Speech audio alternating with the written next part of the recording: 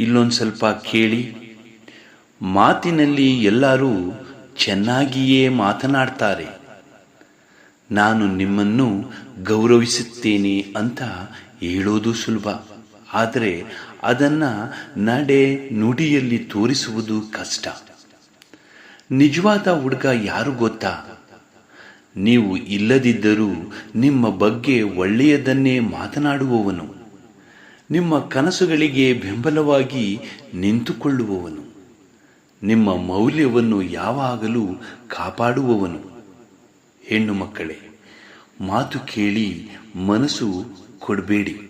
ನಡೆ ನುಡಿಯನ್ನು ನೋಡಿ ನಿರ್ಧಾರ ಮಾಡಿ. ಗೌರವ ಕೊಡುವ ಹುಡುಗರನ್ನು ಆರಿಸಿ. ಮಾತಿನಲ್ಲಿ ಮಾತ್ರವಲ್ಲ, ನಡೆ ನುಡಿಯಲ್ಲೂ ಕೂಡ.